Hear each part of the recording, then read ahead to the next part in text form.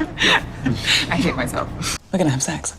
Fleabag spends much of her time talking directly to camera, in a similar format to Phoebe Waller-Bridge's original stage play, where Fleabag's life is presented as a monologue delivered directly to the audience, who eventually realize that it's all an act. As Waller-Bridge explained to Vulture, she had to keep making the audience laugh. She's trying to keep up the jokes, but the tragedy starts revealing itself through the story. She's dead now. She accidentally killed herself. And the TV adaptation retains that theatrical spirit. The format also calls attention to how so many of us treat our own lives like a performance, filtered and exaggerated for an audience's approval. It was more about her control of telling the story, so everything the audience knew about the world that she was describing was seen completely through her prism. Even the show's title tells us how we're meant to see the central character. We don't actually know her real name. We simply know her as Fleabag, unflattering British slang for a dirty or unkempt person. As Waller-Bridge has said, Fleabag presents herself with nice hair, lipstick, coat.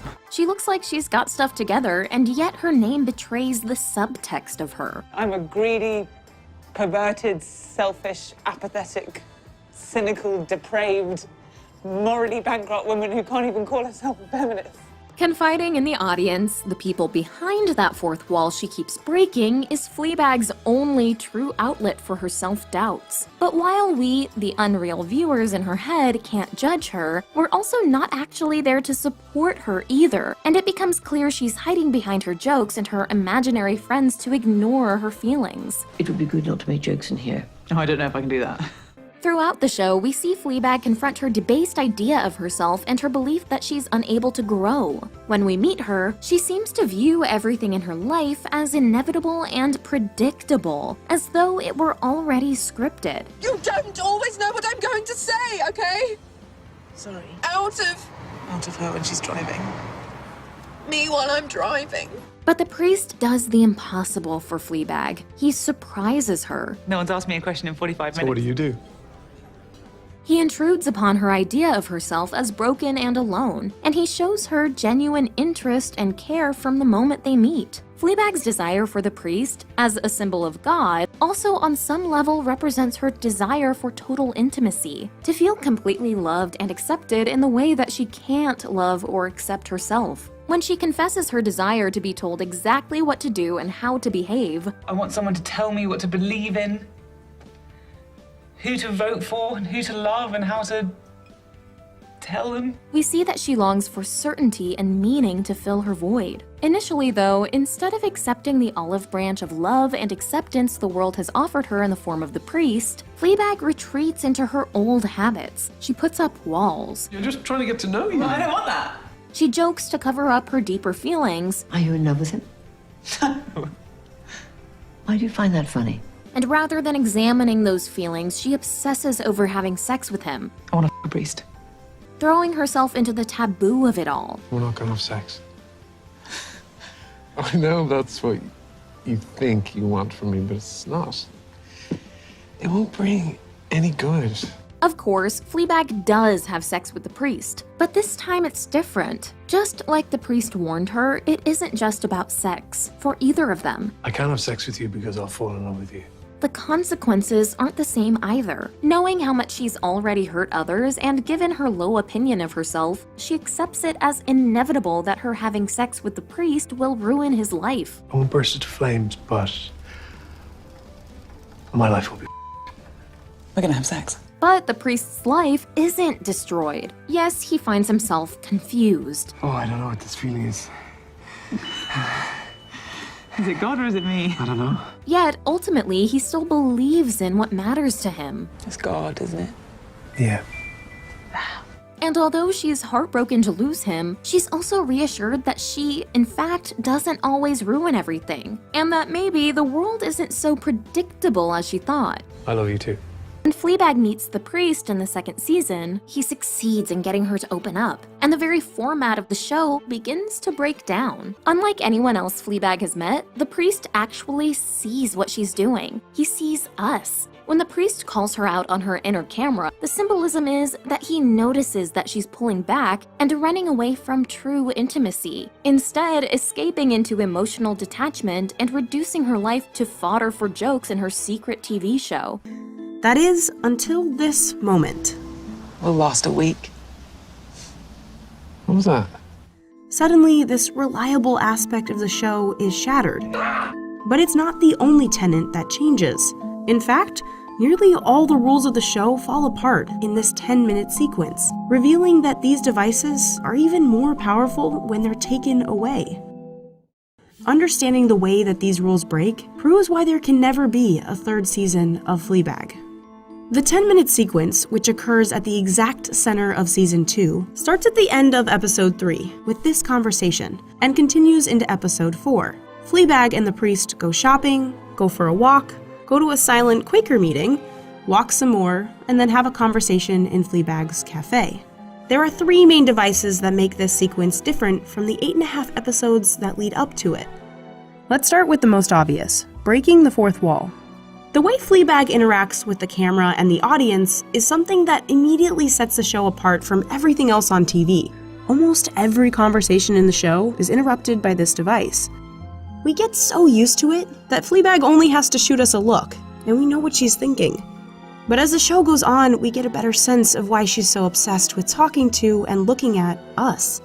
It's through her closeness with us that Fleabag remains distanced from other people. I have friends. Oh, so you do have someone to talk to.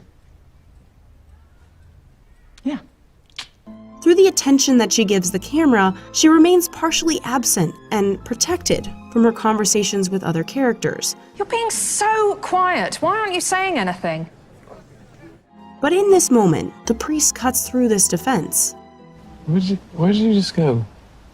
Throughout the 10-minute sequence, as Fleabag spends the day with the priest, she keeps us in the loop. But it gets harder for her to keep this audience relationship secret the longer she's with him. Take a look at this exchange. His neck. Fleabag says that to us.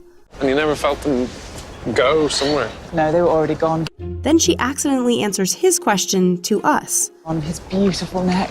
What? And says what's meant for us directly to the priest. What? You just said his beautiful neck. This sequence, which traces the progression of a relationship from distant to close to uncomfortably close, challenges her to shed this defense. What is that? What? That thing that you're doing, it's like you disappear. What? What are you not telling me? Nothing. Talking to us prevents her from getting too close to people, and this sequence strips that from her. But her asides aren't the only element that breaks down. The editing style the show is known for almost entirely disappears during this sequence. The easiest way to get a sense of how the show is usually shot and edited is to look at the dinner scene at the top of Season 2.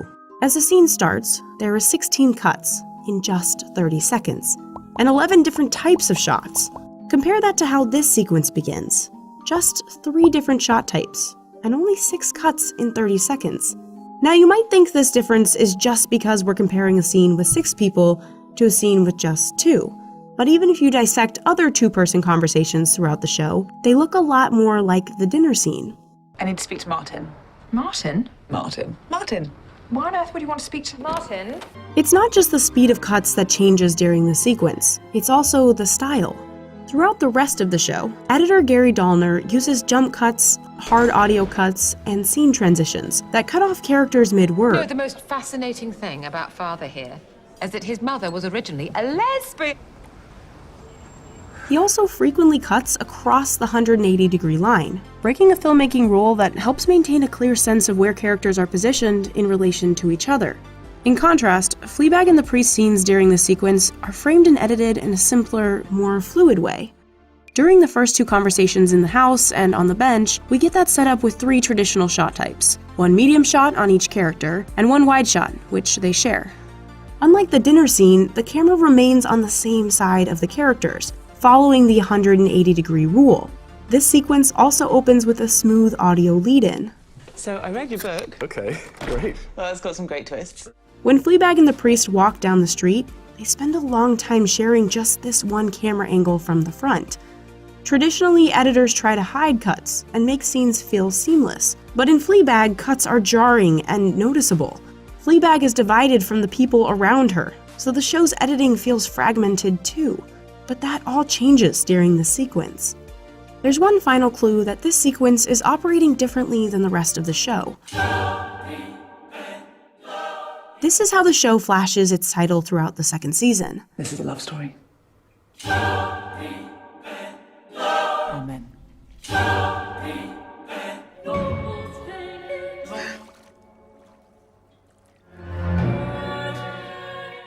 This Greek choral singing frequently overlays Fleabag's thoughts about the priest. It's a reverent Catholic-sounding theme, but it represents Fleabag's desire to violate a core Catholic principle. Using the sense of irony, Fleabag turns her interest in him into just another inside joke with us, the audience. Oh God, I fancy a priest. But look at the opening of episode 4, during the game-changing 10-minute sequence. Last one, definitely. Yeah, great.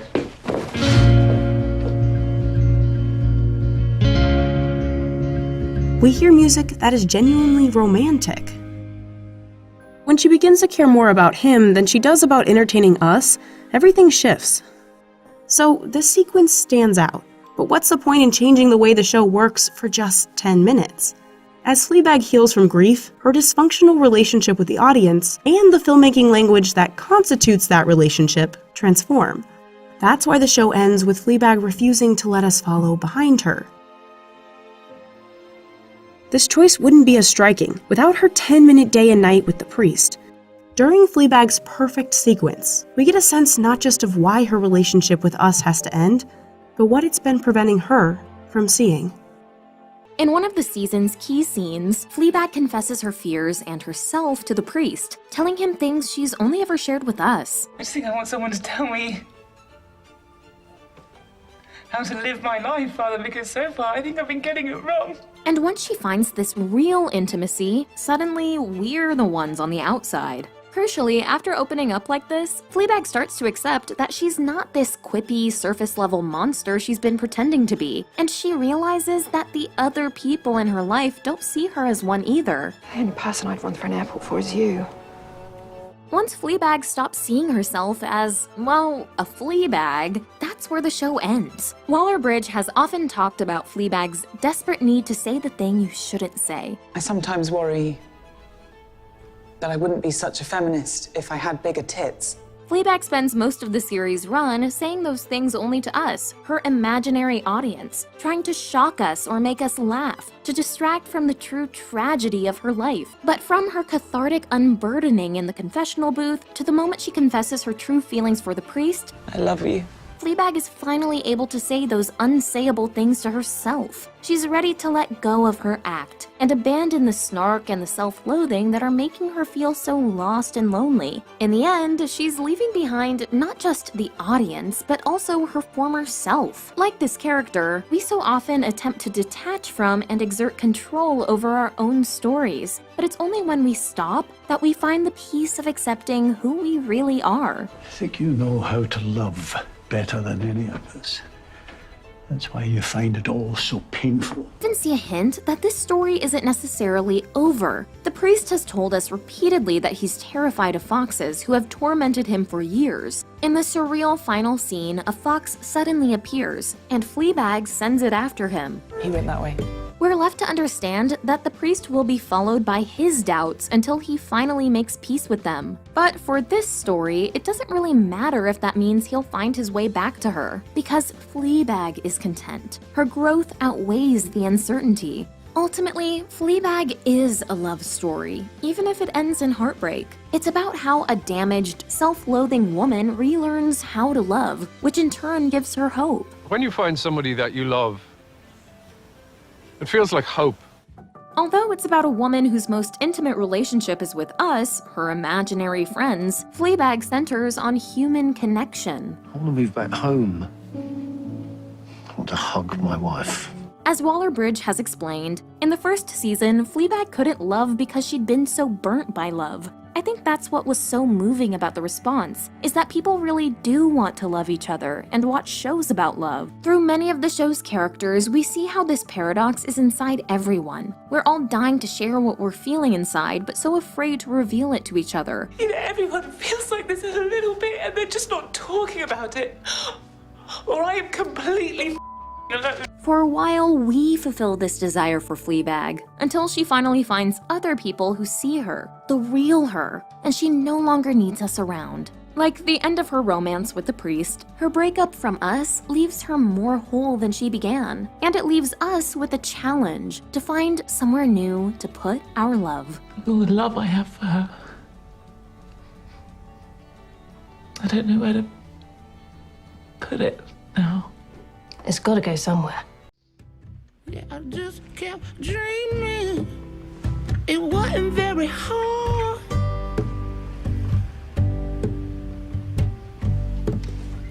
I spent all this time trying to figure out why nobody on my side.